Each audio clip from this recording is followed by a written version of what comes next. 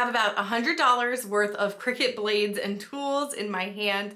So let's go over what all of these are and what machines you can use them in. And for a bonus, I'm gonna tell you if I think they're worth the money or not. Hi, and welcome back to my craft room. My name is Kelsey. I also call myself Dinosaur Mama. And today we're gonna go through a lot of the blades, hopefully all of them, that Cricut makes for your machines. I think it's best to do your research before you buy something, and that is something I say follow, but I actually don't do. I just go out and buy them before I do any research. But I'm here to show you what they do and if it's worth it. So right now I have, I would say probably close to 90% of the blades available from Cricut. Some of them I don't even see advertised anymore.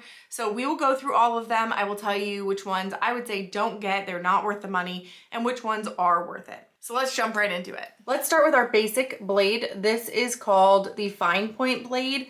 You could take these out and replace them. They are a 45-degree angle, and this is for all of your basic materials. So when you're doing vinyl, paper, HTV, this is the blade you're gonna use. You can also use it on other things like magnet sheets. You just have to cut more cuts. So it does go through thicker things, but this is going to be your like all-encompassing blade. This is the one that most materials are gonna use, and this is what comes with the machine. It goes into your B right here, and you will have this for all of the Cricut machines. It is the same. So this is your basic cut blade. And I said I was gonna rank all the blades, so we're gonna start here. This is the fine point blade. I'll give this one a 10 out of 10. It's the basic blade. So this one you have to have. It's what runs the machine, so this one's good. Now the next one I'm going to talk about, it's actually the deep point blade, and the housing looks exactly the same. It's just black, and usually you have that so that you know which blade is which. And I have these, I got these online. They're not Cricut brand, but these are the deep point blades. They look so similar, obviously, to the fine point blades. And these are 60 degrees, so these are just a little bit, they can cut a little bit deeper. I don't really ever switch back and forth between these, but you can, there is always the option. You would change it on your machine on which blade you're gonna use. I don't use the deep point a ton, so that's why I don't even have a housing for it. I don't really find it necessary. If I needed a deep point, I can always just pop this in. It's not like with the other tools where it's gonna register this, so you can just switch it in and out. My ranking for the deep point blade, I would give it like a 6. I don't really think it's necessary. I do see why people have it. You don't need to get the housing, you can just get the blades. In my opinion, of course, you can do more research and see if other people feel differently, but that's my opinion on it, like a 6 out of 10. And now with that, they also have what's called a fabric bonded blade. Now this is actually, I bought this off of Amazon or Temu or something. And so this is actually the deep point blade, but it's pink. But Cricut has this pink housing, and it's the fabric bonded blade. So the fabric bonded blade, we're gonna use this to represent it, is again a 60-degree angle like that deep point blade, but it's just pink to keep it separate. So that is what the fabric bonded blade is. So those are all really similar. Those 3 housings are gonna be super, super similar. The fabric bonded blade, I feel like I'll give it a 6 out of 10 as well, because this is basically just the deep point blade in a different color. So if you like pink, I guess you'd bump it up, but I don't really see a point in having like a special housing unless you're flipping and flopping between these so frequently that you want to have that color to distinguish. These are all gonna go into your B port, which is where your main blade is. Now, for a Cricut Maker, you're gonna have more options on blades. For a Cricut Explorer, you're not. It's just a little bit different. This is gonna be all of your basic blades for Cricut Explorer, and for Joy, things like that. The Cricut Maker, you can do more blades. The last one that I want to talk about that you can use in any machine isn't really a blade. This is the foiling tool. And so this one, you can change out the tip here. It's not a blade. I can run my finger on it. It's just a point. It's going to have 3 different points: fine, medium, and bold. And this is what you do for your foiling. So my ranking on the foiling tool is going to be low. I'm going to give this a 3. Some people are going to disagree with me. They love it. They think it's fantastic. I just think it's too finicky for what it is. Like, I would have to say, I see more mess ups than I see positive things. I don't know about this one. It's just not my favorite compared to Silhouette. They have a heat transfer foil, and it is amazing. So I don't know. I give it a low score. So, but every machine can use this, and this also goes in your B component there. So the next tool that I'm going to talk about is the scoring wheel, and I'm just going to throw in the scoring stylus here as well. The scoring wheel is only for your Cricut Maker machines. So this is because it has this adaptive tool up top. It's gonna spin. And then this down here we'll get into, this is your scoring wheel. So this itself is great, honestly. It gives you much more pronounced score lines than your scoring stylus. However, me being me, I prefer my scoring stylus. It goes into your A component. That's where you put your pens as well. And the reason I like my scoring stylus more is that I don't have to change out the blade. So when I am scoring with my Maker, I have to score with the wheel, it stops, I replace the blade, and then it cuts with the fine point blade or whatever blade you're using. So that just annoys me because it takes more time. So that's the only reason why I would go for the scoring stylus over the scoring wheel. Now in terms of raking the scoring wheel, I'm gonna give it an 8 out of 10. It's excellent. It scores really, really well. The lines are deep and wonderful. So yes, I would give this a great score. I do love it if you can get it. Like, it's worth the money. And if you don't mind switching back and forth, bravo. I think that you would love it.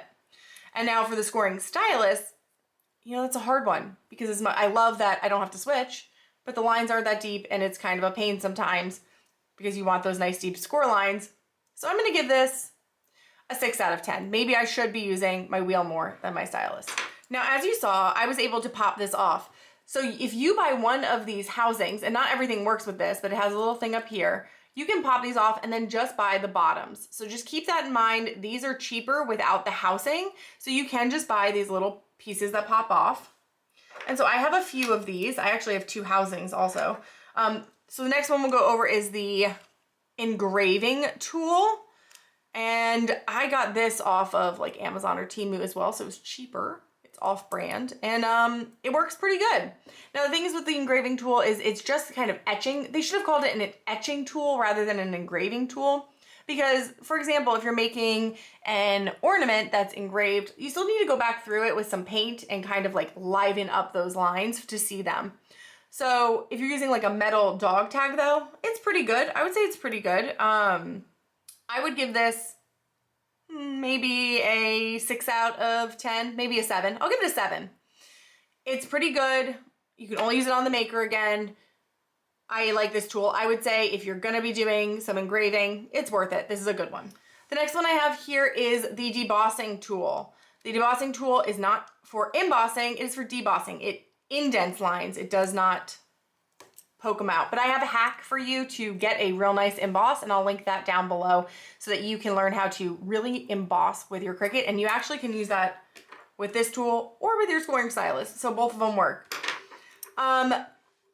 People love this. This is another one, like the foiling tool. Some people love it. They think it gives really nice designs and details to cards and things. My rating on it, I am gonna give it a 4.5 out of 10. I mean, with the hack, I could probably give it a 6, maybe a 7 with the hack. Honestly, with the hack, it's pretty good. Maybe I'll give my hack a 9. But the actual tool itself, I don't love it. I really, really don't. I don't think it's worth it if you're just gonna be doing it for the deboss and not with the hack. But again, that's me. I just don't love this one. Now, some of the other ones that I don't have here, in my little tools, I don't have the perforation tool, and that's one that I wish I did have because a lot of people use perforation lines, not just for like tickets and stuff, but also for 3D projects, and it gives you nice crisp lines. So I would give the perforation blade, I don't have it obviously, but I would give that a 7 or 8. I think it's a nice, good blade. Another one that I don't have is the wavy blade, and that is, it looks like this, like kind of like the scoring wheel, but it's wavy and it cuts. So it's actually a blade. It's not blunt like this. And it's just gonna give you a wavy pattern on the edge. I mean, you can just make your cut lines like that. Obviously you'd have to make your own SVG for that, but I'll give that one a 5. I don't have it. I don't think I'll ever get it. I think it's cute, but I don't know, just not very practical in my mind. I don't know. The other one that I don't have is the double scoring wheel. It's just 2 scoring wheels next to each other. Please tell me down below because I don't have it, so I'm not even gonna rank it. Tell me down below, what would you use that for? Because I honestly don't even really know. I don't see it advertised very often, but the double scoring wheel is a thing. And now we have two more tools to go through. These are the adaptive tools. Let's start with this one right here. This is the knife blade. This is exactly what you think. It's like if you had an X-Acto knife in a Cricut blade. So it does cut deeper materials. This is what you would use for your basswood or your chipboard, things like that. You're gonna want your knife blade. I'm gonna give this a 7 out of 10.